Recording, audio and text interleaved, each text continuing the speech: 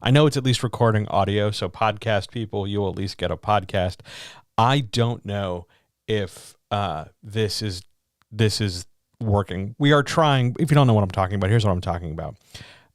Currently, allegedly, right at this second, I'm streaming on 2 platforms. I'm both on Twitch and YouTube, thanks to Restream.io, who's not sponsoring this, because I also don't know if it's working. But either way, we're trying it. Who knows? We'll find out together. I am hella nervous. So it seems like it's not crashing. So, that's good. But all the same, so far so good, right? Tonight, we've got just a pile of 13 questions. They should be pretty good, plus the questions of those people as per usual. And I'm excited. The questions are going to be great. They're going to be bangers all the way around. Super pumped. Just a little nervous about, getting the tech side of things done. But, hey, by the way, I don't know if you can hear this, but literally just out the window, there's like some kind of like law enforcement event going on. There's like a car chase of some kind going up and down the highway with a fire truck or something. It's like a whole thing. I don't know if you can hear it, but it is really, really distracting. So we'll just hope that the people got away from the swine, and then we'll move on with our day. This is also the last stream of November. Next week's December, and we'll move towards the end of the year. And oh man, I do want to point out that if you're following the daily podcast, we transition starting tomorrow from NaNoWriMo, which finished today, to Fioshimo. And if you're totally new to all that, it gets covered in audio starting tomorrow. You'll get it. When does it go out? 12:15, just 15 minutes after midnight, I think is when I have it scheduled. So, yeah, there's that. I have no other announcements. I have no other sponsors. If you ever listening to this want to get an ad on this thing, just drop me a note sometime. johnhelpsyouwritebetter@gmail.com. Drop me a note. I'll be happy to work something out with you. My pleasure. All right, let's do this thing, shall we? Here we go. All right. Just remember what I've taught you.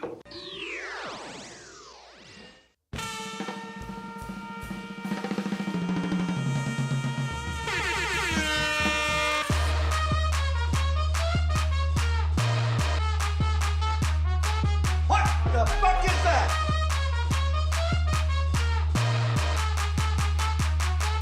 Hey, yo.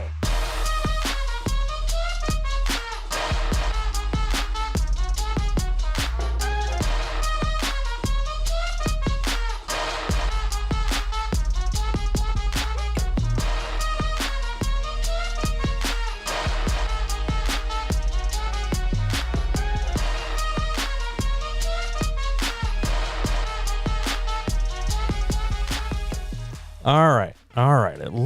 It looks like it's working. I'm trying to lean over here to see, and it seems like everything's going okay. So, hi. I got to put on one light. Hang on. I got to do a thing. There we go.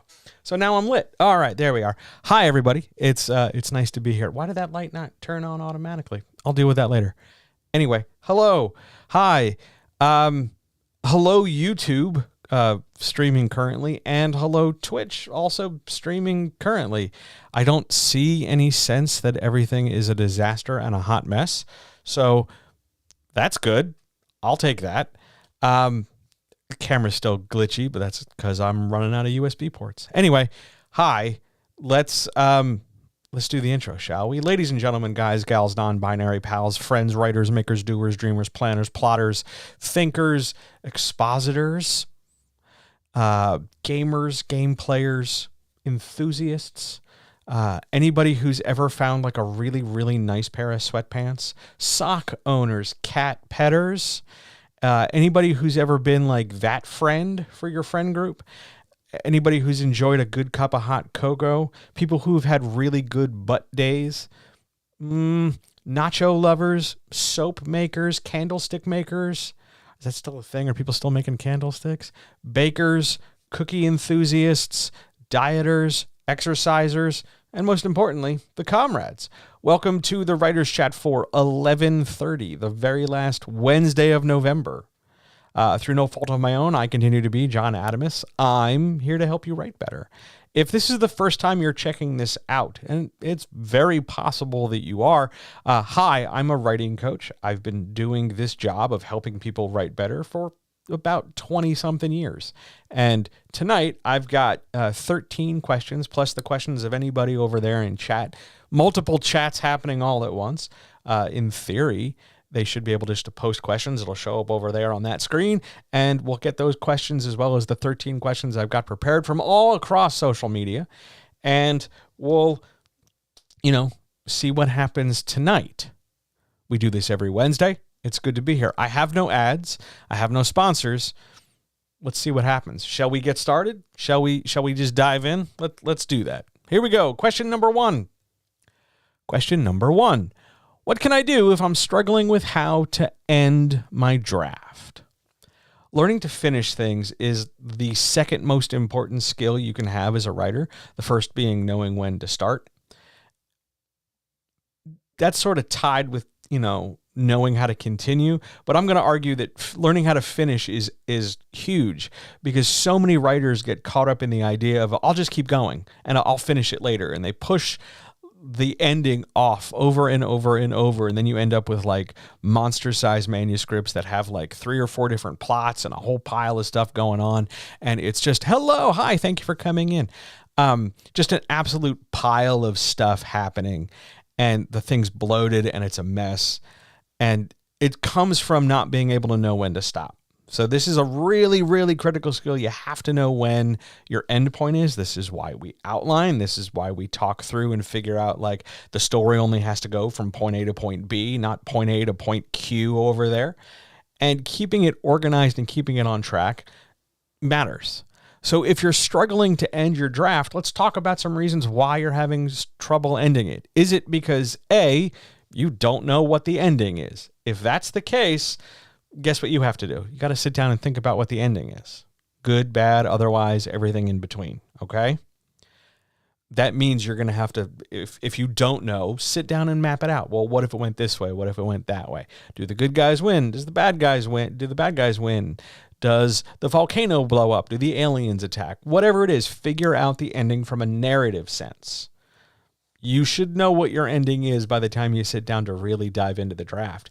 Now, if you've had a preconceived notion, like you expected the story to go one way, but in the course of writing it's gone another, that's fine. But from a narrative sense, you need to know what that ending is, all right? It's a big deal. Find it. Figure it out. Now, that's just option number one. Option number two is you're having trouble ending your draft because you're scared of what the next steps are. Because you're scared that means you have to publish it, or that means you have to query it, or that means you have to submit it somewhere, or that means you have to do something with it that is slightly out of your control, while also opening you up to like judgment or rejection. And it makes sense, but it's not entirely true or accurate, because you don't have to immediately go off and submit your thing. Let's say you finish it today. Today's Wednesday at the time I'm recording this. It doesn't mean like you finish Wednesday, you have to go like start querying on Thursday, or you have to go rush it out to Amazon or whatever on Thursday morning. You don't. You really don't. You're in charge. You are in charge of when you submit things and how things go. That's all on you. If you're nervous about the next steps, I have 2 pieces of advice for you. 1, take a break. Take a break. How big? I don't know. 2 days, 3 days, 4 days. Take a week. Take the weekend. Just detach yourself from what you've done. Now, if this was a draft and it's like your first draft or your second draft, and you know you're not yet at a point where you're publishing, but you know that there's another draft coming and you're worried that it's going to be just as long or it's just going to be as complicated or even more so, let's just address that real quick. It's not. It's not. Every draft is different. And just because the previous draft, the one you're struggling to finish, took you X number of days, weeks, months, and years, does not mean that all of a sudden the next draft is going to take that long or longer. Every draft is different. You've got to give yourself a chance to see that. If you are wrapping this thing up to publish it, you can take a break. Go ahead. Also, if you're moving from this draft to the next draft, you could take a break then too. A little bit of a break is good. You don't have to immediately jump into the next step. Eventually, you're going to have to. But it's not like, a short window, and it's not a window out of your control. If that's not the case and you're having trouble ending your draft because you can't make any decisions about, well, what if I go this way and what if I go that way and what about this and what about that, you have to remember that writing is the act of making decisions. So make some decisions. Choose. There's no wrong answer. I really can't make that any clearer. You're the one writing this thing, whatever it is. Whatever you say it is, that's how it is. Don't worry about what you are worried somebody's going to give like a 2-star review to 2 years from now. Don't worry about, well, somebody somewhere. I don't care. It's not about what somebody over there might like or might not like. It's about what you want. So if you're writing your story and you're in charge of that writing, how do you want to end things? Do you want a big thing, a little thing, a lot of little things? Is this like a Return of the King kind of vibe where we're going to have like 4 different endings stapled next to each other? What are you doing? How are you doing it? Make some decisions and then just end it. It does not, I can't stress this enough. It does not have to be perfect. It just needs to be ended. Just end it. Just go all the way through all your scenes. Go all the way through your narrative progression. Make sure you tie up your loose ends. It doesn't need to be perfect. If there's stuff you forgot, hey, guess what? We can fix that. If it's rushed or hasty, hey, we can address that later. Just finish it. And then we'll tweak it and polish it and fix it and fill it out and make it better next. But for now, just finish. Figuring out what you're struggling with and then getting kind of stuck in that space, like, oh, I struggle making decisions, so I'm going to take 6 weeks and really learn the psychology of decisions. That's a great way to never finish. You're just looking for one place to stall or distract yourself.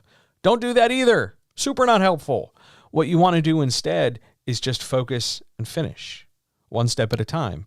A paragraph, a sentence, a page, a chapter. Whatever size scale you need to work at, go work at it. But that's how you get through your ending. Put your butt in the chair, put your fingers on the keys, and goddamn write your story. Okay? Great first question. On to the next. What's an objective, question number 2. What's an objective measure of success when it comes to writing? Do you have any idea how often this comes up? Do you have any idea? I hear this all the damn time. I hear this from people who were published already. This is not like a new thing. I hate to tell you this, though. There are no objective measures of success. None. Because anything you could bring up, just being published, selling a certain number, making a certain amount of money, having a book deal, getting, selling the rights, getting it translated, getting into paperback, whatever you can think of that's an objective measure of success that you would say is a measure of success, there's somebody else out there, I swear it, somebody else out there is going to say that's not enough. For you, it might be, well, just getting signed, getting representation and publishing traditionally is enough. That's how I measure success. If you've done that, you've succeeded. If you've not done that, you're not a success. And there's somebody else who's going to turn around and go, I wrote my first draft. I've never finished a first draft in my life. And they're going to say that's a measure of success. And somebody else is going to say, well, I used to have a blank page and now I have 10,000 words. That's a measure of success. All success, every single piece of success in any creative process is subjective because it's your process, because it's your goal. I think everybody wants a really codified set of criteria so they can figure out where they rank or how we measure up. And the frustration for a lot of writers comes in when that's not possible because people started at different times. You're not going to out-compete somebody who's got a 10-book, 20-year career ahead of you. You're not going to be able to catch up. It's just not possible. You can eventually have a 10-year career with 20 books or whatever, but you're not there now. You just started. You're not going to quickly race to beat somebody who sold 1 million copies of something in their whole estate because you just started today. Your measures of success have to be subjective. There's nothing wrong with that, though. If you're setting measures of success that are too small, like you're going to say, a win is just like one new word on the page, when you know you're capable of doing more than that, when you know like you're just sandbagging and taking a shortcut because you just want it done because you don't really want to challenge or push yourself, well, that's a different issue for, a deeper discussion for sure. But by and large, all measures of success are self-determined. So if you call it a thing of success, that's for you. Other people can disagree. It's the internet. Of course they'll disagree. But by and large, hey, this is how it is. It's going to be just fine. I think the other hard part when it comes to objective versus subjective measure is that we want parity. We want to know that when we're objectively measuring success, everybody gets the same stuff. We all get the same book deals. We all get the same representation quality. We all get the same paycheck. We all make this, and that's never going to happen. Now, partially, that's because the system isn't designed to be equal, and partially, it's people with the money are never going to want it to be equal. That's not how this works. Get in the habit of giving yourself subjective measures and having those be good enough. Don't worry about the input of other people who are going to be all like, well, that's not enough. If it were me, great. If it were you, then it were you, and other people can do whatever. But for you here right now, set your own measures for success, chase them relentlessly, and then go on to the next one over and over and over until you get where you want to be, wherever that is. What a fantastic question. Oh, man. Wow. A third question that's like chewy and spicy. Question number 3, do you self-sabotage? What can I do if I self-sabotage? Hi, I'm John. I self-sabotage. I am a notorious self-sabotager. The number of things I have started and train wrecked, whether we're talking about work stuff or personal stuff or life stuff or job stuff or friend stuff or anything, I self-sabotage because I feel I'm not good enough for the things I want, but I still want them. Maybe that's why you self-sabotage. Maybe you self-sabotage because you're afraid that the next 3, 5, 10, 20, or maybe just the next step are out of your control. Maybe you're self-sabotaging because you really want praise or validation from a person and they're always denying it. I don't know. There's like a billion reasons. That's what therapy is for. But yeah, I self-sabotage. Am I working on it? Yes. Is it easy? No, not even close to easy, but it's doable. It's good. It's worth it. If you find yourself self-sabotaging, I'm going to try not to use the word self like a million times in this. If you find yourself sabotaging all your efforts or some of your efforts or even one of your efforts, I'm not a therapist. I can't give you like the magic Rubik's Cube twist and turn answer that's going to unlock in your brain. All I can do is get you to think. All I can do is get you to evaluate, and then you can take that information where you need to. If you're self-sabotaging, you need to know why. Are you scared? Are you frustrated? Are you angry? Are you tired? Do you feel not good enough? Do you wish things were different? Are you worried about something? Like, find that primal core reason. And step 1, identify it. Here's why I have train wrecked my last 5 projects.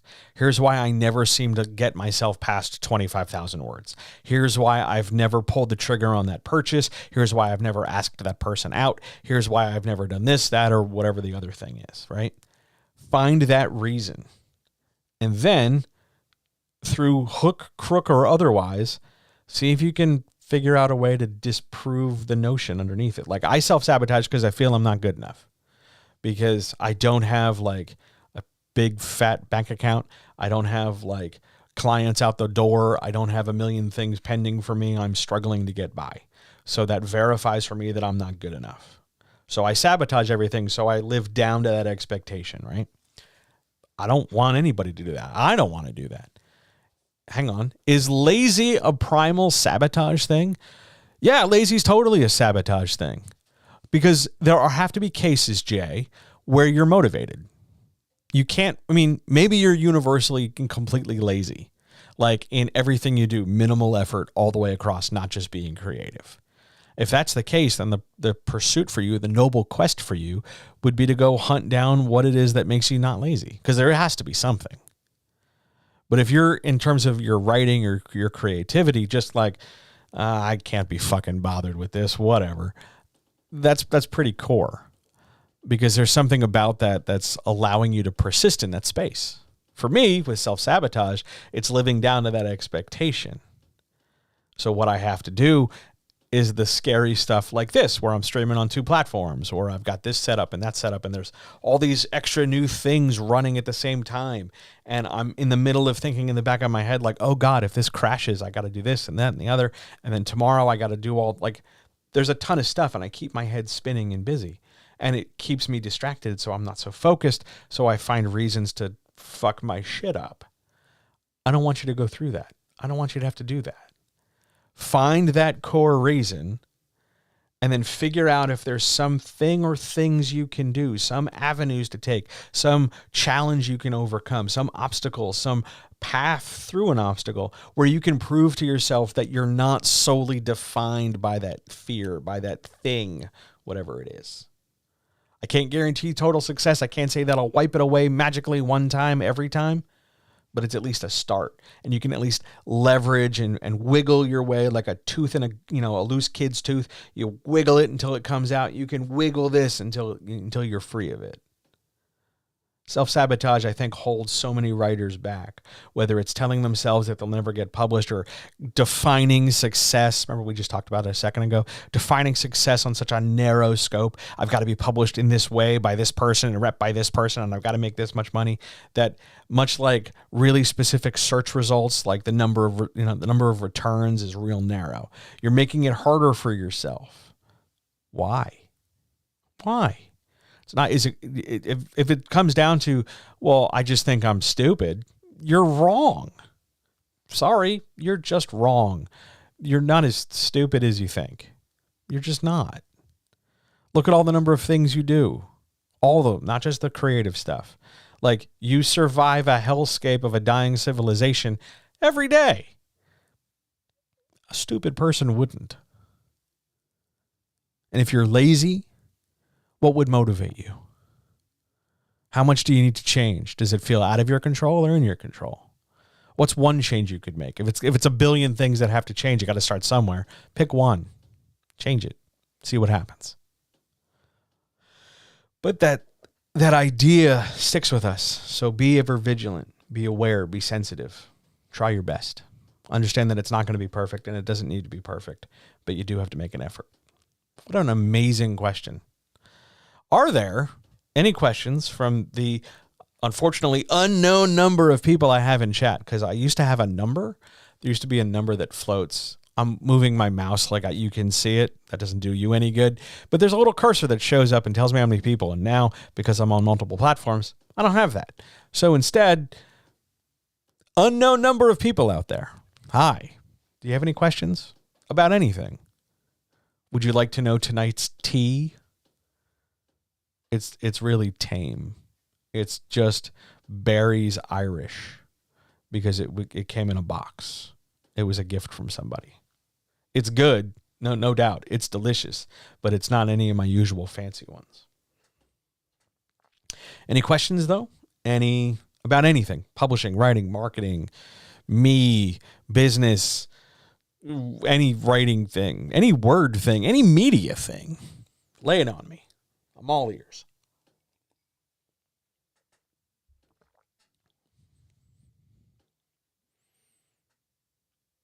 I don't know if in the processing of this, there's an extra delay. Normally there's like a 5 to 7 second. I don't know if that's longer now, but we'll hang out for a hot minute. I'll get another mouthful of water or tea or whatever I reach for, and we'll go from there. Cool? Cool.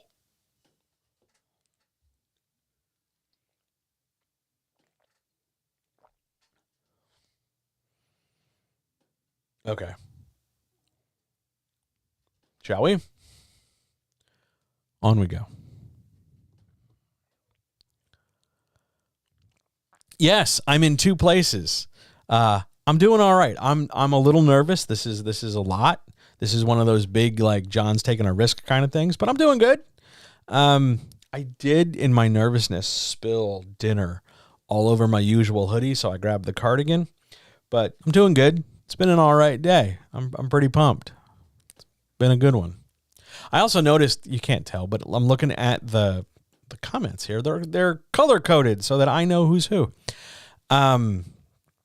That's a pretty awesome realization. Here's a question. What was the last thing I read that I really enjoyed on a personal level? What an amazing question.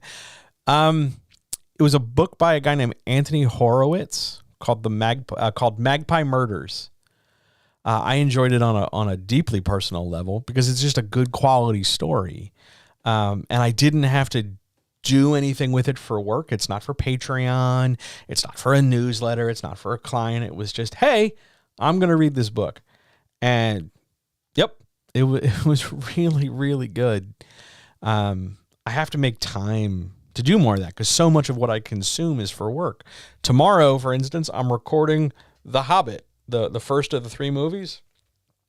That's like my entire day because it's a long-ass movie. And I don't think I'm going to enjoy it because it's like detailed and crunchy. Enjoyment for me requires me to like unplug all the work stuff, not think about like, oh, that's the character arc, and oh, here's this beat, and here's this twist, and here's the progression of the story. If I were charting it out, all this stuff I give to clients. For me, when I just read, or mostly I listen, I'm an audiobook dude. Mostly when I just listen, I just literally, there's a big ass couch right there. I just lay on that couch with either headphones on or, whatever. And I just stare into space and listen to a book. It's great. I should do more of that, actually. What a wonderful question. Thank you for asking. Here's question number 4. Whew. Why do so many writers hide behind the idea of perfection to keep themselves from making progress? So apparently we've stumbled into therapy this evening. Here we go. Let's take a shot at this question. Because perfection's really, really unattainable, and there's a lot of room to fall short and a lot of room to keep yourself from moving forward. Because if I say whatever I'm writing has to be perfect before I move forward, I'm pretty much guaranteeing I never have to move forward because I can always retweak it. I can always say something different. I can always rewrite it. I can always change this or bring this or what about this or what about that. And I'll never have to finish. So I'll never have to confront that worry about finishing. So I'll never have to confront my feelings about whatever the next steps are or the anxiety I have about what happens after the steps. I don't have to deal with that if I keep finding reasons to, like we talked about in the first question, not finish. And building up perfection and using that as your sole criteria to like move forward, that's just another way of hiding from your ending. And it'll kill your creativity in the long term because you'll get frustrated and you'll get resentful and you'll get, agitated by the process because you'll either tell yourself that it's getting worse and worse and you'll keep tinkering with it and you'll be less and less satisfied with the results. Or you'll always find something to critique and you'll be more critical than creative and you'll end up shooting yourself in the foot or burning out. I think it's really popular to do that, though, because of a couple of reasons. One, social media. Social media is an opportunity for everybody to talk about the perfect they maybe don't have. You get to present your stylized, idealized life, be it through camera filters or simple short TikToks or just weird posts or whatever, and you get to evaluate the quality of what you just said based on the response you get, how many likes you got, how many hearts, how many thumbs up, that kind of thing. And that, I think, trains us on some level to ignore reality and say like, oh, well, when I talk about things in this direction, when I talk about it only in the positive or only this one way, I get a better response than when I say this other stuff that's maybe less cheerful or less good. It might be more real, but it's different. And different doesn't get me that response. And I like this response. So I'm going to lean in the positive. I'm going to lean that one way. And they apply that same strategy to work. If it's perfect, people will like it without fail. And I won't have to deal with rejection. I won't have to deal with anxiety. I won't have to deal with stress because it'll be perfect. Everybody likes perfect. And again, we turn the subjective thing into an objective thing, right? Like this idea of perfect, this big universal, everybody agrees to it, right? It's not a thing. Here, you want to double check me? You want to prove me? What's the perfect dinner? I'll wait. Go ahead. Talk to your monitor. Talk to your podcast. What's the perfect dinner? What's the perfect gift? Go ahead. I'll wait. I got tea to drink. It's cool. This idea of perfection we use to isolate and separate ourselves from the stuff we can't control, because we can control it not being perfect. There's always another draft. There's always another thing. There's always more I can do. I can do this. I can do that.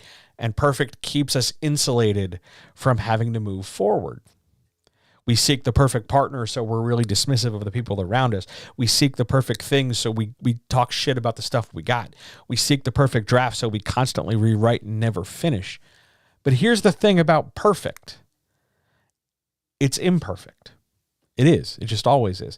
And the best perfect things are the imperfect things that are perfect for you in the moment. Perfection is imperfection. So you're looking for the perfect draft. It's the one with the mistakes that make you the happiest. It's the one that maybe, yeah, you could have written it differently, but you're digging this. You're good with it. If you rewrote it, it would feel totally different, and you don't want to lose that. You know, the people around you, maybe they're fuck-ups. I don't know who you hang out with. It's up to you. But they're perfect for you where you're at. And if they're not, change it. Perfection is a distancing tool. It keeps us way away from the goal. And I think we do it because we're scared of what happens after we hit the goal. Oh my God, I'm done. I have to publish. You don't. Oh my God, I have to get reviews. No, you don't. Oh my God, I got to hire an editor. Yes, you should hire an editor. But at the same time, like, you don't have to rush out and do that. You can take your time. You can ask more questions in a chat. You can hunt down more advice. You have absolute freedom to do whatever the hell you want. This is your art. Make it how you like. But that does not mean it only has to be perfect. It's not just garbage or perfect. It's, I made this and I'm cool with it being in the world, or I'm not done yet. Those are your pools to swim in. Don't forget you can't just stay in one pool forever. You got to eventually come to that point where you take a risk, where you say, hey, this is the best I can do relative to the experience I have right now, and go from there. But I think so many people hide because it's easier than moving forward. It's less scary. And you get to be frustrated on the internet about it. That's always nice, right? Good question. On we go. Question number 5. How do I get reviewed? I have to laugh because when I get this question DM'd to me on, was it Instagram? I think it was Instagram. Here's how. You ask someone to write a review. Who? I don't know. Anybody. It doesn't have to be a Magic Special book reviewer. It would be nice. But most of those book review services have long-ass waiting lists. But arguably all you need is anyone, to review your work, and then take that review and put it somewhere. Post it somewhere that isn't just like a tweet or a Facebook post or an Instagram thing, like a single web page with the review on it that you can point people to in reference to possibly making a purchase. It would be great and magical and delightful if, book review blog, blah, blah, blah, blah, blah, whomever they might be, loves your book and raves about it. But they might have a backlog of like 65 books, reviewing 2 books a month. You're going to be waiting a while. You don't want to wait a while. Have a human being review it. That's all you're getting when you go to famous book reviewer number 1. Anybody can write a review. It would help, it doesn't have to be hyper technical. It would help if it's, not relegated to some dust bunny filled corner of the internet, but reviews are reviews. Anybody can say something nice as long as it's not like, hey, person I've paid money to, say something nice, damn it. Or, or the girl gets it, or, like, I'll teach you, something like that. And don't have your mom do it as much as your mom possibly loves your work. It's your mom. She's biased. You want to find somebody who's either not biased or minimally biased, and then just have them review the book. When they say something nice in that review, use it in your marketing. Example, just so we're clear. person X reviews your book and says, man, this was really a page turner. I couldn't put this thing down. I was so sorry to see it done so soon. You turn around and put it in your marketing, a page turner, title of your book, something you can't, you won't believe how quickly you read it. Not my best marketing, but it's off the top of my head. But you take the positive material of the review, even if it's just, this book's good, because you could spin that, and then you use it. And then you know what you do next? You get somebody else to review it, and then another one after that, until you're content with the number of reviews you have. They don't all have to be like heavy academic treatises as to the nature of your writing. Who's going to give a shit? Like, if you sit down with a book and the first review you get when you Google it is like this academic dissertation of the nature of characters and theme, like, the average person who's going to try and possibly buy your book, do you think they're going to go read something academic to make up their mind? No, they're going to look for someone to, to say like, oh, this book was really fun, because that's what they're looking for. How do you get a review? You just ask. You just ask. Just ask. It really is that simple. Just ask. Great question. Good, smart question. On we go to the next. Question number 6. Is a self-insert character really all that bad? You know what a self-insert, right? You know what that is? Self-insert is where the author, usually the author, puts themselves in the material. It doesn't always have to be in a prime role, like a lead character. It's most frequently that. Sometimes they're the love interest, or sometimes they're the sidekick. But by and large, they're fairly front and center in the story. Is it bad to do that, though? No, question mark. Like, it's not the worst thing in the world. And if you're putting yourself in the story in a way where you are not the protagonist, it's arguably less awkward. But you put yourself in your story by the nature of you writing your story. Your characters are expressions of how you feel, what you think, and what you say. Even if you're trying to avoid sounding like yourself in an effort to get a point across, or you're trying to write somebody who's the total opposite of you, you're still revealing something of yourself in that. Your characters are all little facets of you. Your world is all little facets of how you interpret the world. Your sense of conflict, your sense of plot are all interpretations of how you think and feel about conflicts and how you think and feel about story. You're already in this. Your fingerprints are already there. So the self-insert character where you more completely put yourself in, it's not bad, but you're already doing it. You're doubling down on a thing. Now, when done poorly, it's obvious. It's unskillful. It can be lazy. It can be a hack job. It can be messy, and it can really be more inelegant and inarticulate.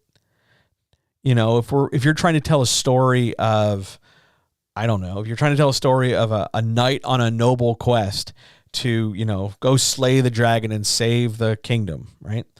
And the knight is you on not just a metaphoric level, but it says what you say and it feels how you feel. And it's, got your name, let's say. Is that really bad? No, because you're detaching somewhat because you've created this fantasy world with a knight and a dragon and a kingdom. But if you're writing the story of you in your world, in your town, in your house, with your people, what are you doing? If at that point, why not just write something autobiographical or memoir? Self-insert can be a useful cathartic tool. You get to really work out your shit. But at the same time, if you're doing it because it's wish fulfillment, I wish, you see this in romance novels, for instance. An author often writes themselves either as the recipient of love or as the giver, the other party in the relationship. And it allows them to write the sort of perfected, fantastic, altered unreality where their partner is like super perfect or they're made super perfect and they're overwriting or disguising their shortcomings. Is it bad? I mean, the writing can be atrocious. Like if it's poorly written and the craft sucks. Yeah. But is it really awful that all of a sudden the shy, mousy protagonist is really just the main character and that's really the author? And what the story is doing is the author trying to like work out her past boyfriend issues? It's not really the end of the world. The story can be good. But it's worth pointing out that what we give grief about, what we don't like about self-insert characters, is when this is obvious. When we can see the puppet strings, when we can see like the direct one-to-one author-to-character relationship. You disguise it a little bit, we're not going to notice, or we're not going to pay so much attention to it. But by and large, people don't. They want to get right to that wish fulfillment. They want to get right to that escapism. And it can be really a thing. I don't think it's bad, but I think it's something to keep an eye on. Have I ever come across people inserting me into their work? Yes. Sometimes by name, not first name, usually by my last name, just because it's a name and they need names. I've been put in work by description, like they'll make a character who looks like me, or a character who says the things I say and the way I say them. So a lot of cursing, I guess. But it's never been, to the best of my knowledge right now, it's never been malicious. In 25 years of this business, it's never been like, I'm going to make John the villain. I mean, you can. I'm not going to stop you. I'd be interested to see what you think my bad shit is, because you don't know the half of it. But yeah, it happens. Am I bothered by it? No. In the same way that I would expect you to write, not you specifically, but a person to write, somebody they went to school with, or somebody they know, or somebody from childhood, or a coworker or a spouse or something into a story. It's not bad. You write what you know to some degree. And sometimes that means you write the people you know. It's okay. I do my best to be flattered. To the best of my knowledge, I've shown up in a lot more fantasy than I have romance novels. Probably a good thing. And I've shown up in more high fantasy than anything else. That's okay. I don't mind. Whatever makes you happy. Whatever you want. It's all good. Any other questions while I get another mouthful of tea?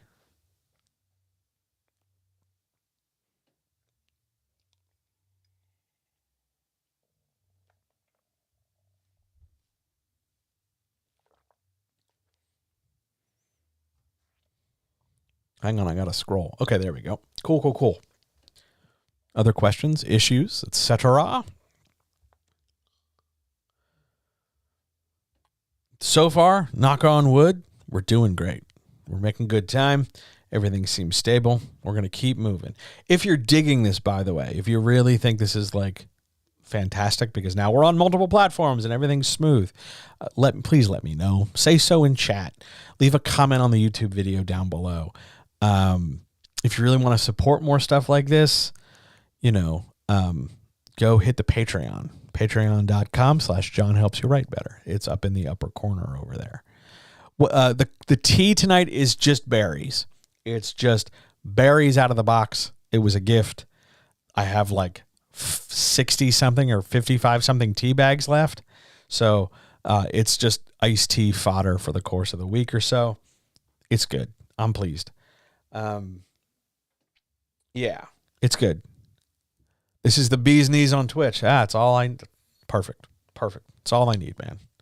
Yeah, I'm glad you're digging it. I'm glad. All right. Shall we move on? We cool? Off we go. Next question. Question number 7. I got to warn you, we're going to get a little technical now.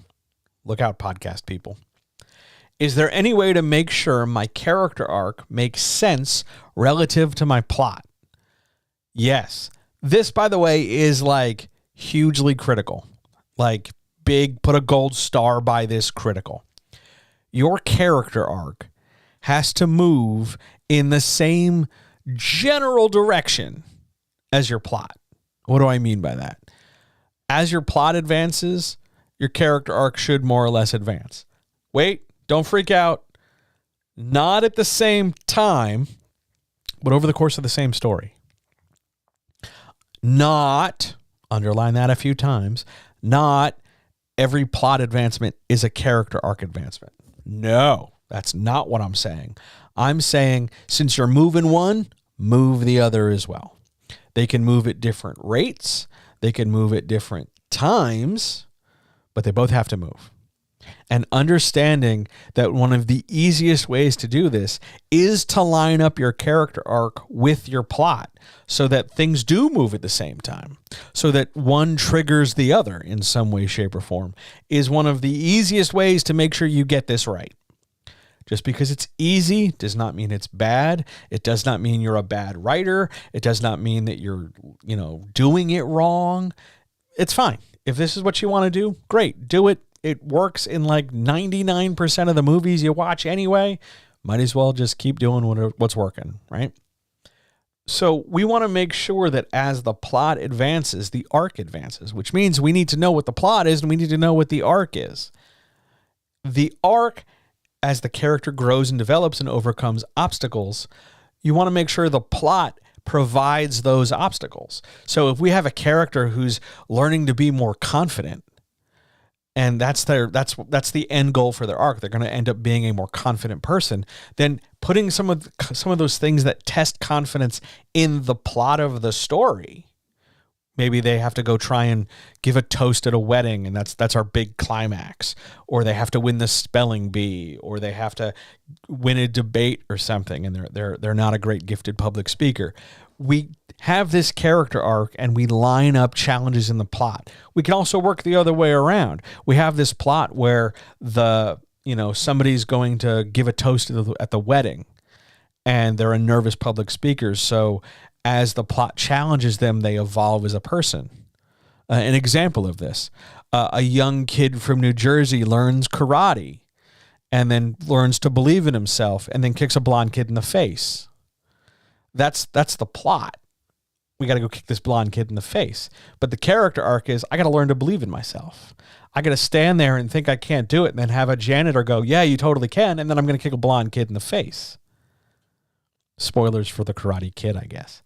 But by lining these two things up and being able to draw little arrows, little points from, here's my character arc on one line, skip a few lines up or down, here's my plot, and being able to draw lines, this moment in my character arc is mirrored or reflected or is part of this part of the plot or vice versa, helps keep everything on track.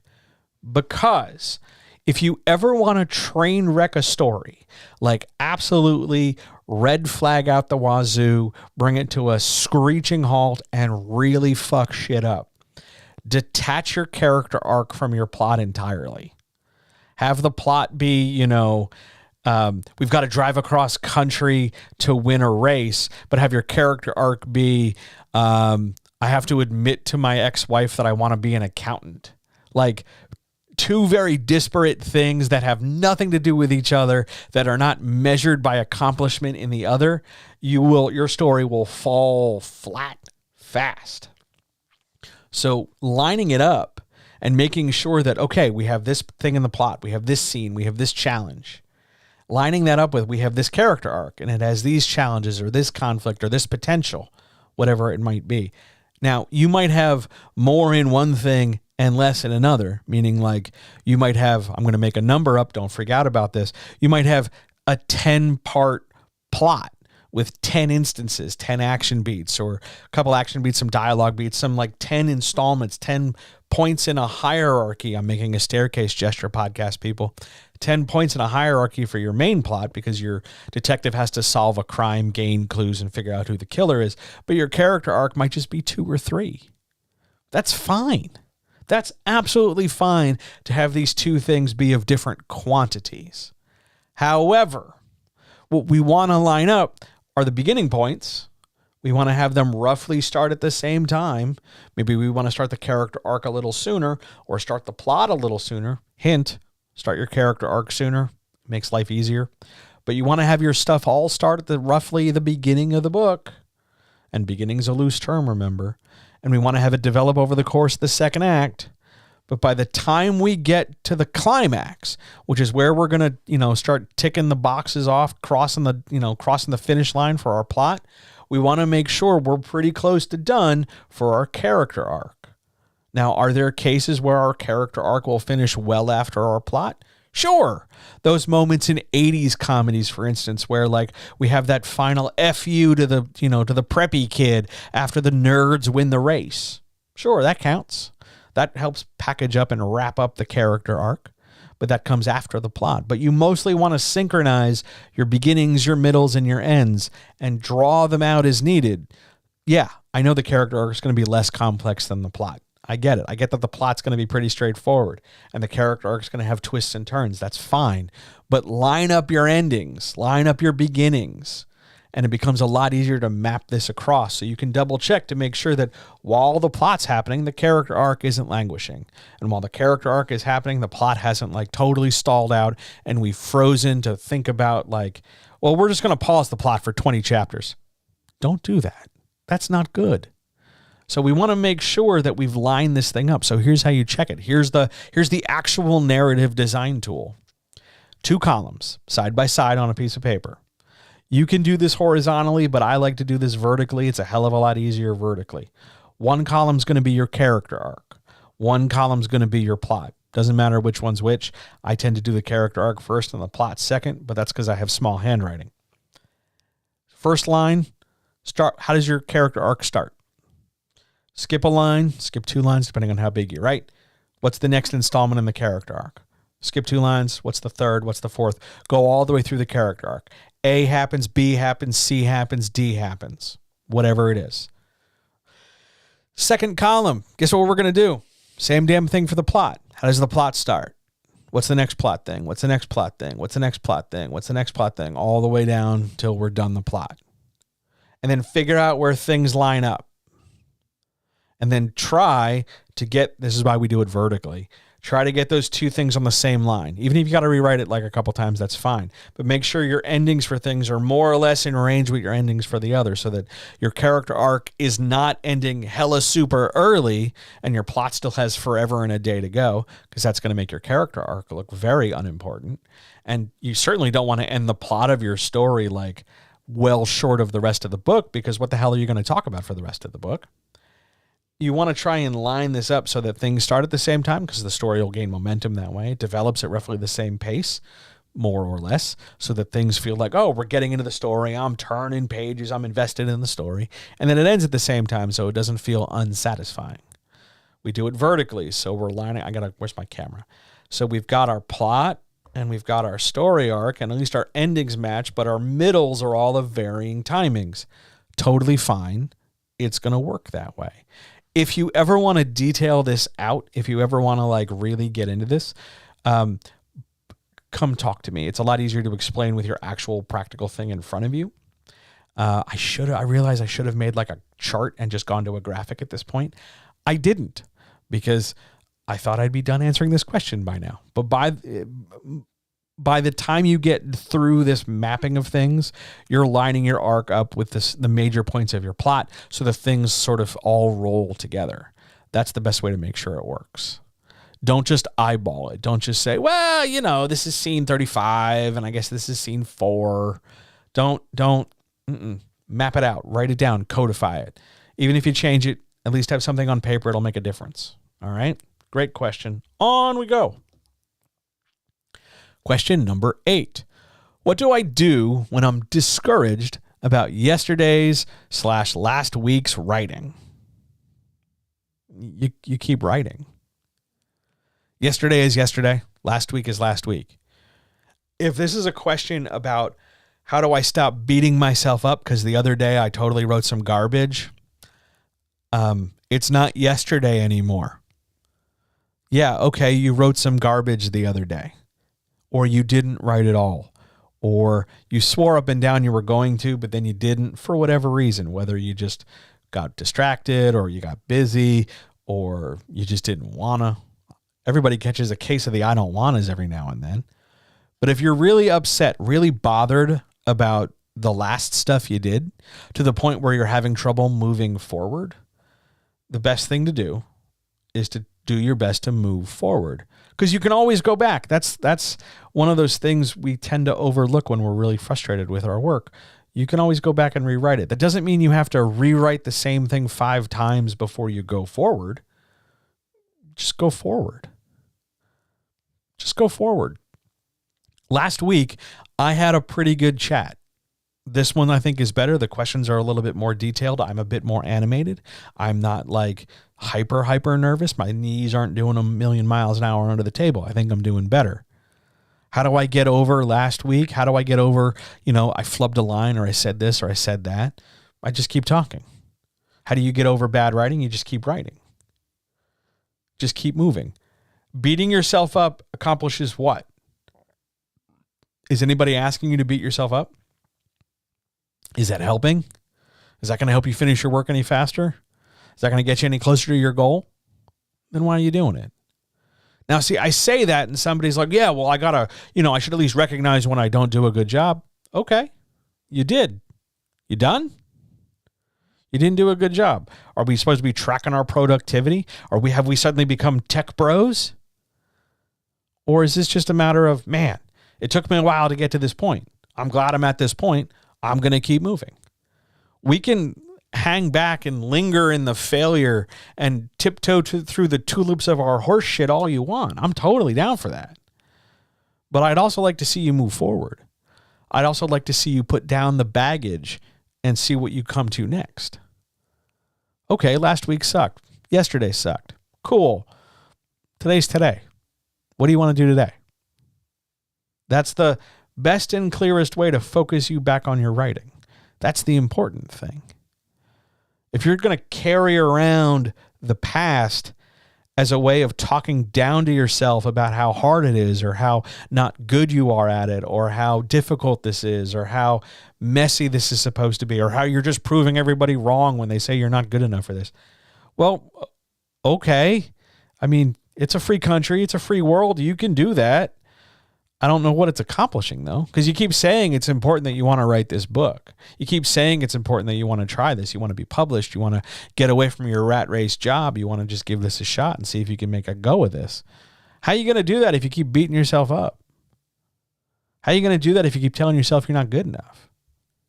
Yeah, you're going to have bad days. Okay. You've got a day job, right? You ever have a bad day at your day job? Really crap day, terrible meetings, boss yells at you, work computer goes down, things are just difficult and stressful. And then what do? You go home, it's a rough night, maybe you're a little grumpy. Then what? The next day comes. What do? You go back to work. Why would this be any different?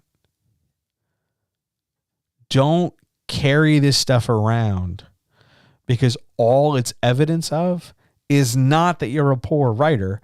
It's just that you had a bad day. It's in the past. It's over there. Leave it over there. There's plenty of room. I cleaned the office. There's plenty of room over there. Stack your shit over there and let's move forward.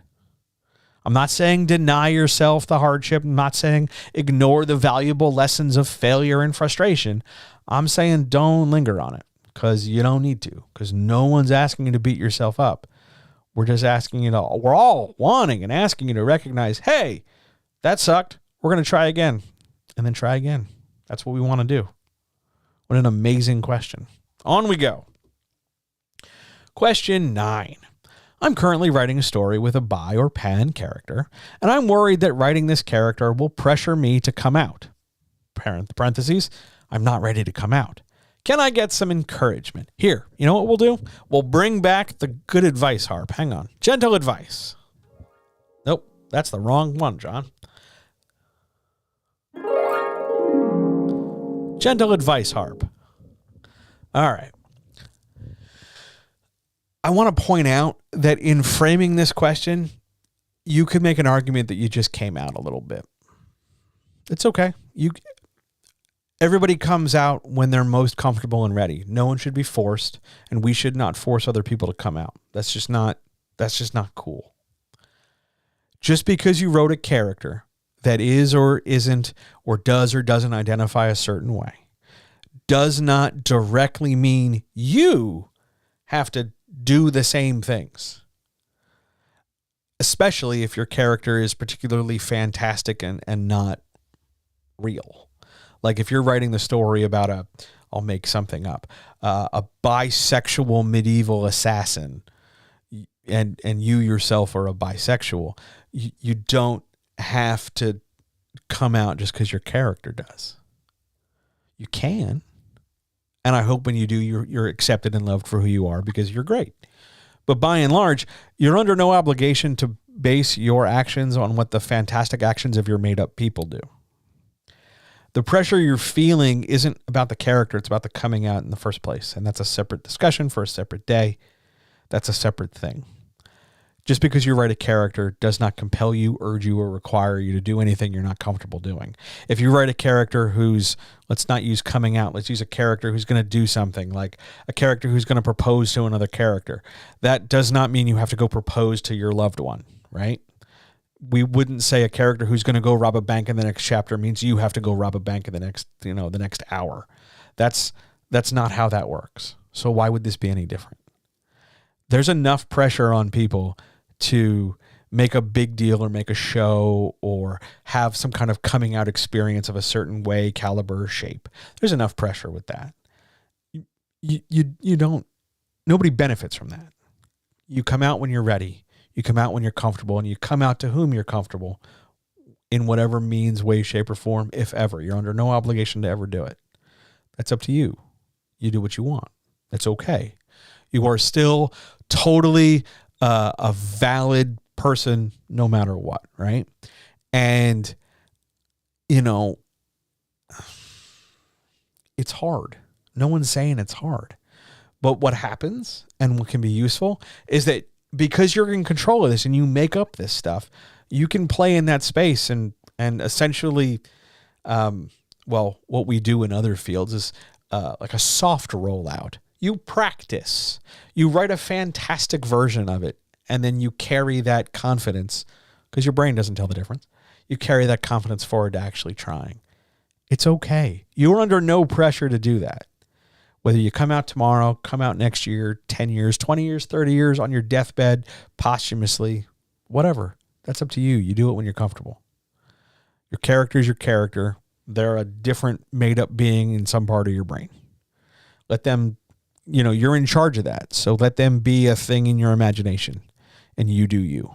It's okay. It's hard. But you're going to be okay. Great question. Thank you so much for asking it. Thank you for the courage to ask it. But it's going to be okay. Also, side note, if the character's out already, you could just skip that step and just be out. It doesn't have to be this big thing for a made-up character, because I don't know if you know this, you made up the character. So don't pressure yourself to do a thing through your art. Let your art be the tool that helps you reach or explore or think or see whatever you need to. But it doesn't have to be more than that. It's still, at the end of the day, just a story you're writing. Okay? Great question. Yeah, that was a hugely relatable question. That was fantastic. I really, really liked that one. Yes, writing about queer characters is a way to totally explore coming out or safely explore the ideas or the concepts without actually doing it. I'm still going to argue that you're actually doing it by doing it at all, but hey, that's me. But yeah, it's a great question. I love that question. I was super excited all day. I didn't want to do it like really early in the day. Fun fact, the order for these things is entirely pretty random. I decided on the day I make the graphics. So it's just whatever day I write them down. That question was almost like question 2. And then I realized if I do that early, everybody's going to dip out after that question and not hang out for the rest. So let's bury it a little deeper. There's my terrible broadcasting trick. Thanks, man. I'm glad you enjoyed the answer. It was a great question. I hope the person who asked it is comforted by it, because that's important to me. I'm sure they'll tell me when they hear this. All right. Any other questions from anybody in chat about anything? It does not have to be heavy and deep. We've done some heavy and deep, and that's fine if you want to go that way. I'm totally down for it whenever. But if you have anything, fire away. My brain and my tools are at your disposal. I'm going to keep staying hydrated.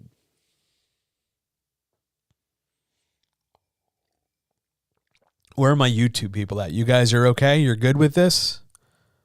The Twitch people are down. That's cool. I just want to make sure the YouTube people are having an all right experience with this.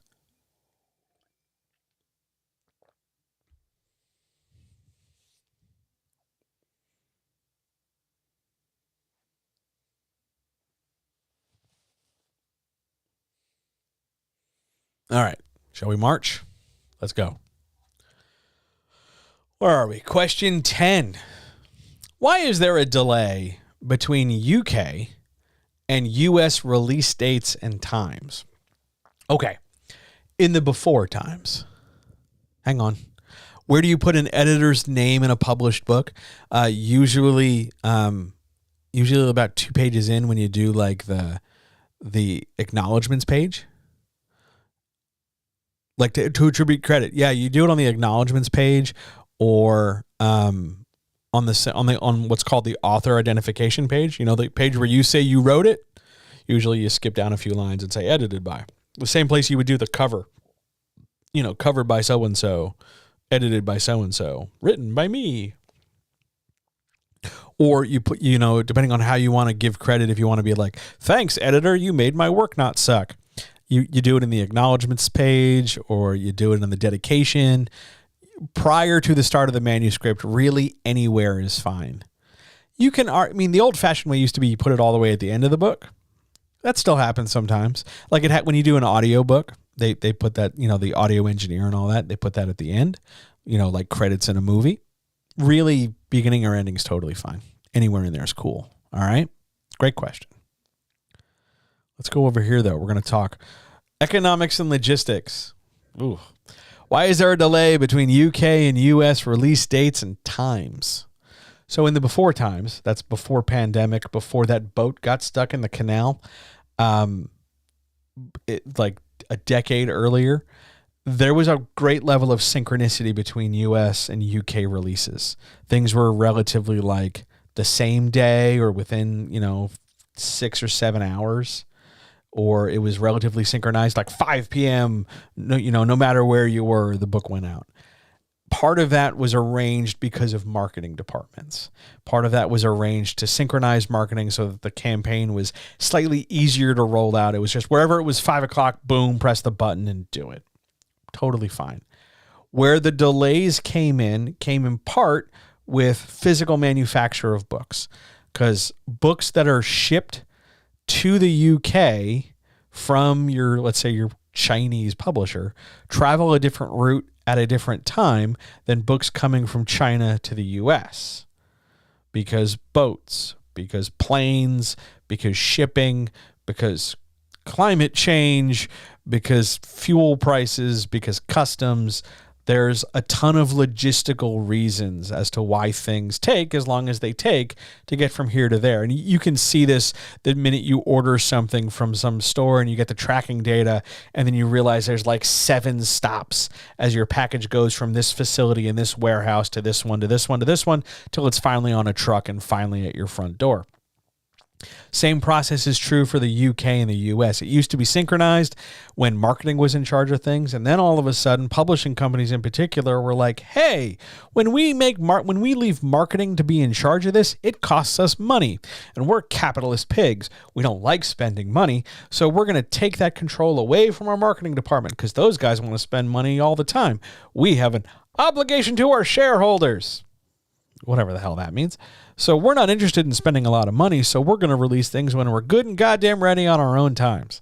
And they separated. They broke that synchronicity, knowing that in certain markets, we can leverage certain sales to greater effect. Things in the US sell differently now than they do in the UK. UK versions of books sell differently than their US counterparts. You see this in YA fiction in particular. Just because there's somebody in there writing a U with all the, color, armor, that harbor, that kind of thing, that's not the reason why things sell differently. It's because they're marketed differently, because they're priced differently, because depending on where they're shipped from, it affects their print cost, which affects their sales cost. And in order to offset that, in order to individually package here's our UK marketing strategy versus here's our US marketing strategy, they decided rather than do it all at once and just have a marketing strategy, they could, in theory, make more money by having separate strategies that would maximize effect, as your bullshit term, so that we could do the best American job, the best Canadian job, the best UK job, the best Oceania job possible. Is it accurate? No, but they do it anyway. Also, it's convenient. It requires, we can offset shipping and printing costs, because if it's rolling out at different times, and I don't just mean like over a 24-hour period, like the reason you have to wait an extra week for a film to come overseas is so that they can push extra marketing, or so that they can defray costs, or so that they can arrange certain things. It's just a way of financial control. It is not a quality or a measure or anything. It's a money thing. 'Cause capitalism. Excellent question. Here we go. I don't know why this graphic is so much larger. It's just the way I laid it out. Question 11. What do you think about the top 10X, fill in the blank, to avoid in writing listicles or other positive/negative YouTube writing advice? Oh boy. Where's my bell? Because this could get ranty. I'm looking to see where my bell's at. Hang on a minute. Bear with me. I can't find my bell. I don't remember where I put it. I had it the other day. Anyway, rant incoming. Listicles, particularly the positive negatives, do this, don't do this, top 10 of this, top 10 of that. That is the lowest hanging, easiest shit-ass content you can find in any field. Whether we're talking about top 10 budget pieces of gear, or we're talking about 10 bad subplots to not have in your book, or whether we're talking about 10 favorite add-ons for your favorite thingamajig, that's the easiest content humanly possible. That stuff's real low effort. And for people who really want to maximize the algorithm, as I push my glasses up on my nose, they want to maximize their algorithm under the auspices of possibly maximizing the attention and therefore maximizing the money they make off people. Low-hanging fruit is a great way to do that, because you can just vomit that shit out there. And if they just keep doing that, two things happen. One, they'll always have something to talk about, because you can always generate more garbage filler content. And two, you never have to try. You never have to actually have a thought in your head. You never actually have to really push yourself at all, because you can always just grab for the easiest thing possible. Because you're avoiding challenge, because you're avoiding effort, because you're avoiding really having a thought or having to follow through with anything, you don't have to really stress so much. Yeah, you can still stress about the content or the views or the clicks or the thises or the that's, but it's nowhere the same as having the courage and the intelligence to actually put yourself out there and, I don't know, talk for 2 hours or an hour and something minutes about writing advice every week. That's the difference. A listicle's really easy. It's sloppy. It can be garbage and people will still click it because it's somewhere in the vague reason or region of the space that we want to be in. Well, it's writing advice, I guess, in the same way that if I go to the clearance rack, I'm still buying stuff from a store, I guess. Or if I buy like the generic Cocoa Puffs, I'm still eating Cocoa Puffs, kinda. But we all know the generic Cocoa Puffs don't taste the same as the regular Cocoa Puffs. There's only like 2 generic cereals that taste better than the original. But we have generic cereals because we have generic cereals. If this is the content you want, if this is the best way for you to digest it and get information because you don't want to push yourself, you don't want to go past that, great. There's a bajillion boring-ass people not trying nearly hard enough to put out low-effort content. Enjoy. Swim in that. Enjoy their link spam and vomit of yawn, stretch, uninspired ideas. But always understand that the real stuff that's going to push, challenge, and educate you is going to take a little bit of thought. It's going to take a little bit of work. It's not easy. There's a difference between what I do for 1 hour, 14 minutes, and 45 seconds versus that 12-minute thing about 10 bad character traits. Also, why does that matter? The danger or problem with writing advice like that is that because it's never challenging, it never really has to explain itself. It could just be a thing. Here's 10 items. Here's 10 paper clips. Here's 10 socks. Here's 10 pictures of my cat. Okay. You don't really have to have any thought. I don't really have to put in any thought in this. And we can all just sort of consume that space and consume that time, then move on with our day. There's nothing wrong with writing advice on the internet. I'm literally doing it right now. But to boil everything down to 10 simple items that are positive and negative, you're missing the point. Because writing advice goes out to writers. And writers are writing a lot of things. And it might be easy. And it might build you a little audience. And oh, golly gee, that's swell. But are you really helping people write better? Are you really making a difference with your top 10 bad climax notes? Or 25 terrible names in Regency romance? Like, does that help anybody? How is that any different than the inane questions in your hashtag writing community? It just doesn't do that. Like, why how is that any different? Really, what are you doing? I'll go toe to toe with any advice giver, happily. You want to put me in Writing Thunderdome? Let's go. I like my odds. But hey, those people have huge ass audiences. They're monetized. They have all kinds of bells and whistles. Why? Because look at the route they took to get there. And then look at the work I do and the route I take. And as you point out in chat, why write a listicle when you can just say writing coaches hate this one writing trick and get all the clicks? That's right. Why do the work when there's an easier way to get the end result? What does that say about the work? What does that say about your work ethic? Is it more important that you get the end result?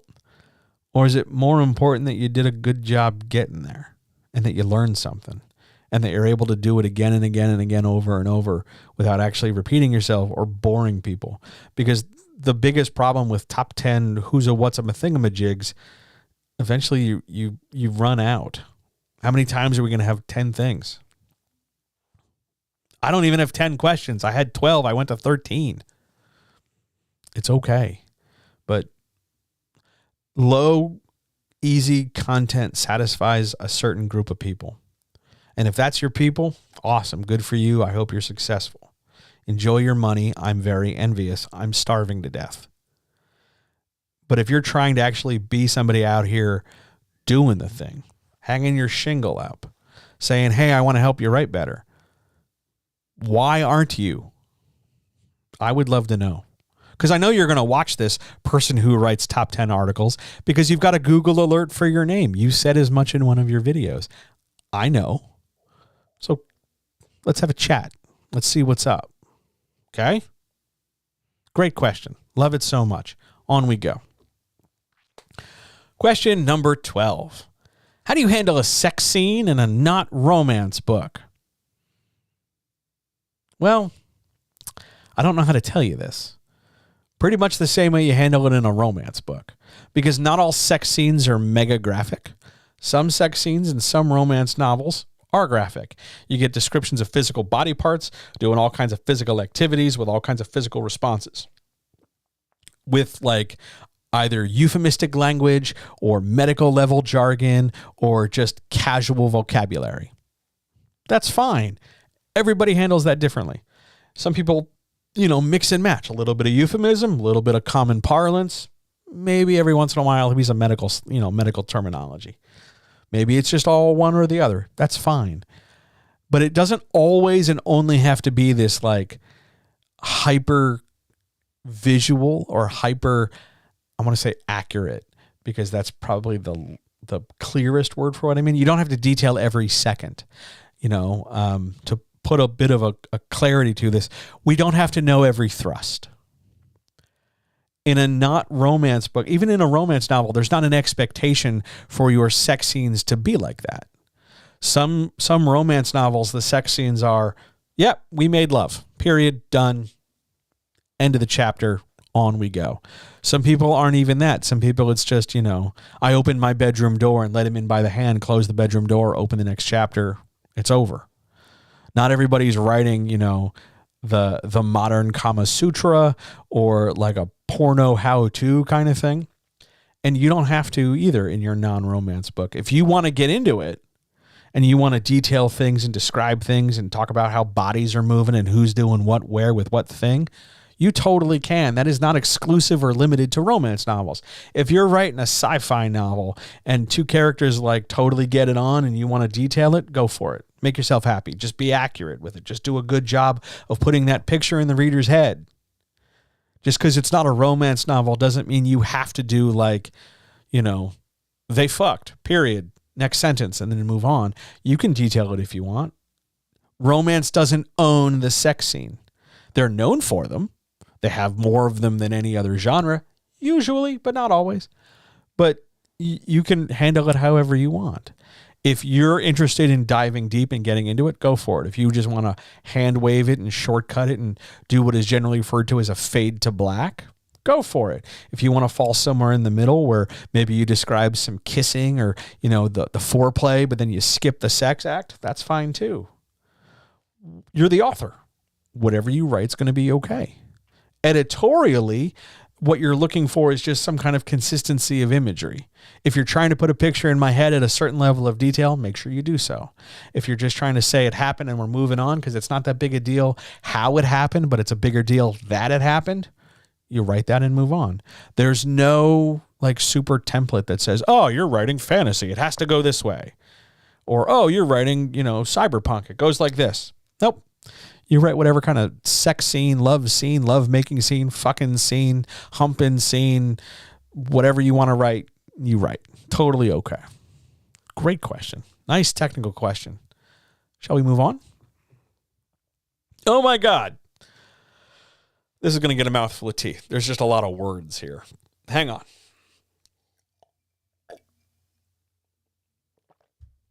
Question 13.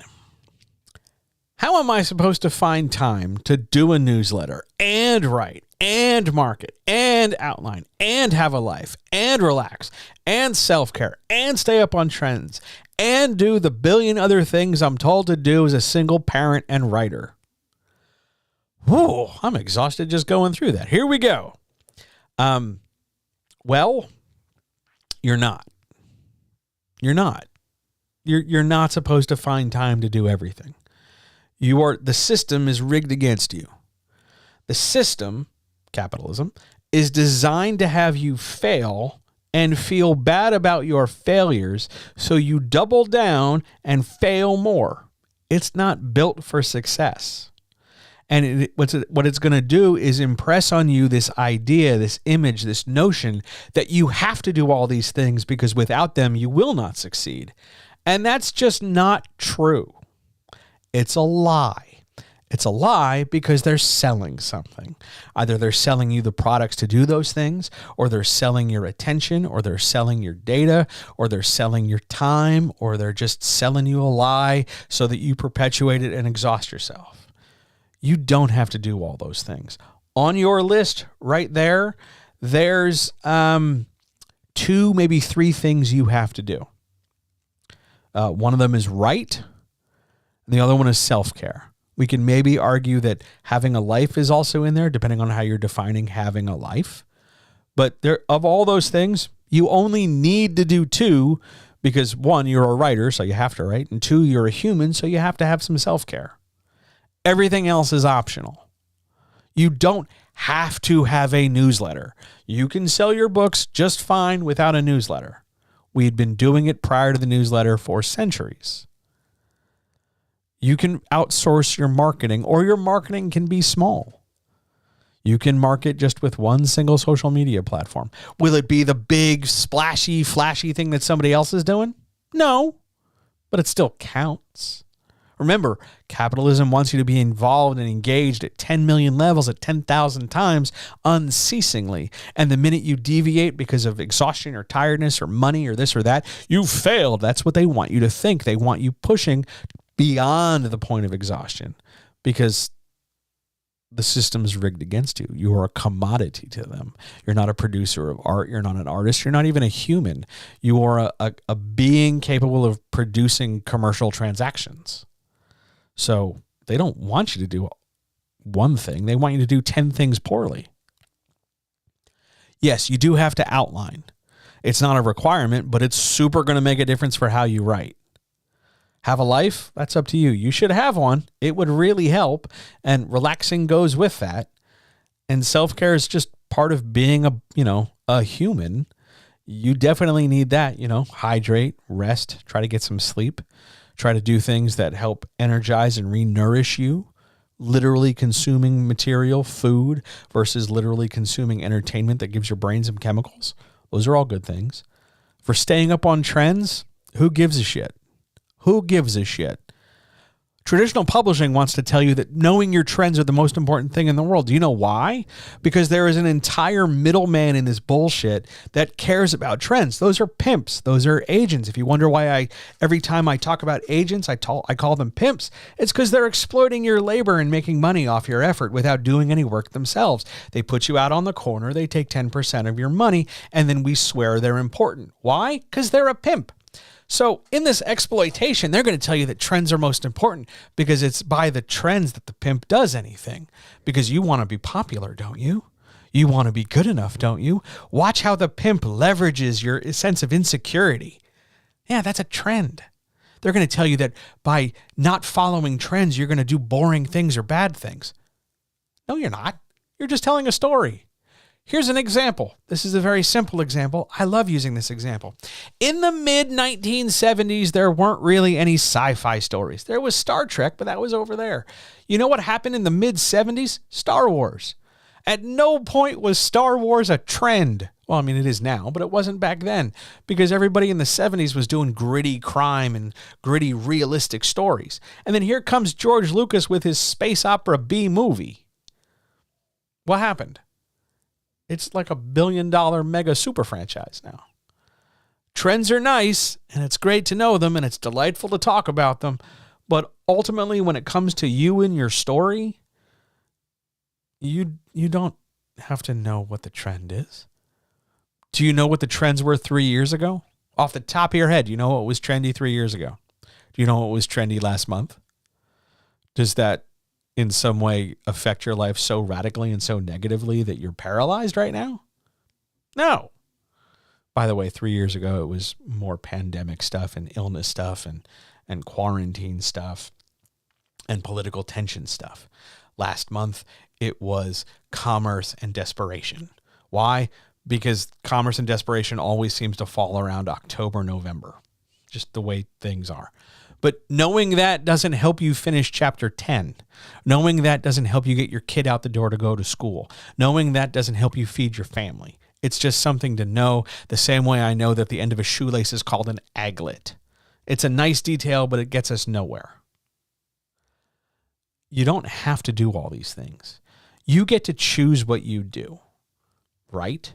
Take care of yourself. Take care of those around you. Produce more love than anything else. Just stay alive. Take care of yourself. You're worth that. So if that means your writing days per week is like 2 as opposed to 5, great. If it's 1 every 2 weeks, great. Why? Because there's all this other shit going on and you're allowed to address it. Now, I know you're going to feel guilty. You're going to be, everybody else is doing this and they seem to be succeeding faster than you and you got this going on and that. I know. But it doesn't ultimately matter. Because when they're done their draft, and when you're done your draft, you're going to end up doing the same thing, which is trying to sell your draft. And they're going to sell theirs, and you're going to sell yours. And maybe they'll sell more than that and less of yours or whatever, but that doesn't mean you're worse than they are. Excuse me. What it means is that this way you're doing it just needs more work.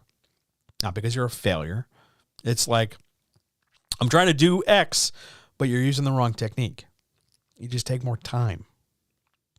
You don't have to do everything. I know you're going to feel guilty, but I'm telling you, as a professional, when I talk to a, hang on, mouthful of tea, needed that. When I talk to a writer who's pulling themselves in 25 different directions, do you know why they tell me they feel they have to do that? Because apparently the combination of those 25 efforts leads them to their goal. It doesn't. It doesn't. What's their goal? To finish their draft, to get their book published. How the hell,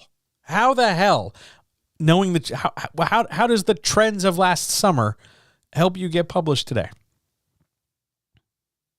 I'm looking for an answer. I'm not a dumb person. I have no idea. I don't know.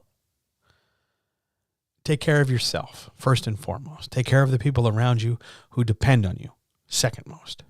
You can't help them without helping yourself. That doesn't make you greedy. That doesn't make you selfish. That doesn't make you arrogant. You have to be able to take care of them, which means you got to take care of yourself, right? Writing is your art. Writing is your mouthpiece. Writing is your way to view the world, okay? It can be messy. It can be infrequent. It doesn't matter how quickly you did it. It doesn't matter if you've done it faster or slower relative to somebody else. It just matters that you do it by the time you're dead. Were you planning on dying this week? Were you planning on dying tomorrow? Then why are you worried about rushing? Do the best you can any and every given day, because any and every day there are different challenges that we face, whether that's literally what goes on outside our door, or whether that what happens in our head, or what happens on the screen, or what happens wherever. These are all different challenges we have to contend with. And some days that means we're going to be inspired to write, and other days we're going to be frustrated by writing, and other days we're going to pull teeth to get the words out. And at no point does that make any of the words bad. And at no point does that make you bad. And you're not wrong for feeling all this pressure and all this stress. The system is designed to do that. You don't have to give in. It's okay if you mess this stuff up. I had a newsletter for years that just sat there, and I've only recently turned it around. It took some time. It was embarrassing, but I was able to do it. There's plenty of stuff on this list I don't do. Ask around. That doesn't make me a bad person. I'm just bad at some of this stuff. But it's okay, because at the end of the day, I'm doing what I want to do to get me closer to my goal. So you out there, single parent and writer, according to this question, what's your goal? What's your goal? And are you doing things regularly to get you to that goal? Not how many things, not all the things, not even all the things regularly. Are you doing anything? One thing, two things, five things, whatever. Are you just making progress to your goal? That's what matters. Now, that's not a classy, glamorous commodity answer, but it's a true answer. And I'm always going to give you the truth. The system doesn't want you to win. So stop playing the game. We do enough dealing with capitalism and its nonsense just to get through the day. You don't have to sacrifice your art in order to do that. Just focus on the writing, okay? Just focus on getting your stuff done.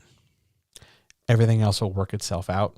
And when you're ready to move to the next thing, you'll have the free space to do that. You don't have to start your newsletter today. Not if your draft's not done. There's nothing to newsletter about. If you're still outlining, you definitely don't have to worry about marketing. You've got nothing to market. Focus on one step at a time. Do that. Go to the next one, then the next one, then the next one. Don't worry about what other people are doing. They're on their own path, doing their own thing towards their own goals. You focus on you, one step at a time, and it's going to be okay. And you're going to fuck shit up. It's going to be a mess. You're going to make mistakes. You're going to miss opportunities. It's going to feel like you're failing. You're not. Relative to other people, you're just at a different pace, doing different stuff with different whatevers. And that's fine. Just keep doing what you're doing, and it's going to be okay. All right? You're going to be all right. Just one step at a time. Okay? Cool.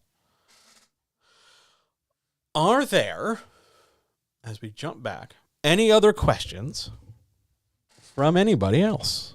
Or shall we get out of here?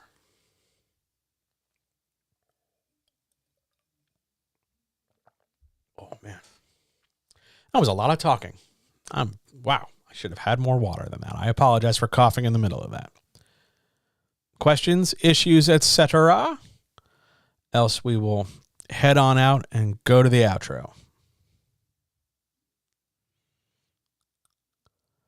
What's the best way to approach a draft that's gone out of control to the point where you're even lost reading it? Is it best to nuke it from orbit and start from scratch? No, it is not best to nuke from orbit. I understand the want, but it is super not necessary to nuke from orbit. That's an option, but it's not our primary option. The best thing you can do to fix that draft is to identify the parts and pieces where it is under control, and then figure out the point where it suddenly goes out of control, like the first point, the first moment it goes like hard off the course, right? And then cut it. Take the stuff that works, paste it into a new document. The stuff that doesn't work, leave in the original document, and then you have a choice. Either go back to the stuff that works in a new file and proceed from there, or go to the stuff that doesn't work, the stuff that you've cut out the good stuff, so now we're left with the mess, and then wrestle the mess under control. Yeah, if neither of those two things work, nuke and start over. But don't let that be the first step. As in so many other things, nuking from orbit is a pretty broad last resort. You can't unnuke a thing. So before we do that, let's exhaust our other options. Either take the stuff that works and go forward with it and get things back on track, or excise and remove and hold to the side the good stuff and just work with the messy stuff. You're going to learn something either way. And if both of those still suck, nuke and I'll hand you a blank page myself. That's how you get it under control. Great question. Nice technical happy question. Love it so much. Any others?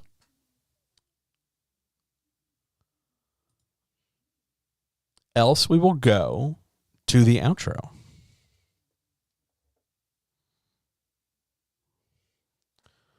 Mouthful of water first.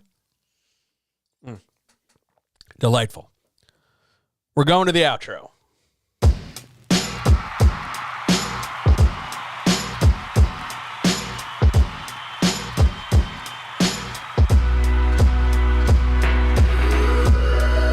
What an amazing experience we just had. 2 platforms, same time, no muss, no fuss, no failures, no problems. I'm thrilled. That was great. Thank you so much, everybody, for your questions. Thank you so much for your attendance. It means the world to me. If you liked this, if you enjoyed this, the 2 best things you can do are 1, tell another human being. It really does mean the world to me. 2, if you want to support this and have more things like this happen, like, hey, if you want to do this more than once a week, patreon.com/John helps you write better. $2 a month makes all the difference, and I'll do this twice a week if there's enough interest in it. I'd be happy to. $2 a month. Let's go. The next time I'm here, the next time I'm in your ears and in your face is December the 7th. The first Wednesday of December. I'll be right back here with even more questions on 2 platforms, YouTube and Twitch. I want to thank everybody for being here. All power to all people. Take care of yourselves. I love you. You're amazing. Be good to each other. And I'll talk to you very, very soon. See ya! Now I get to figure out how to close this thing. That'll be exciting. Here we go. See ya!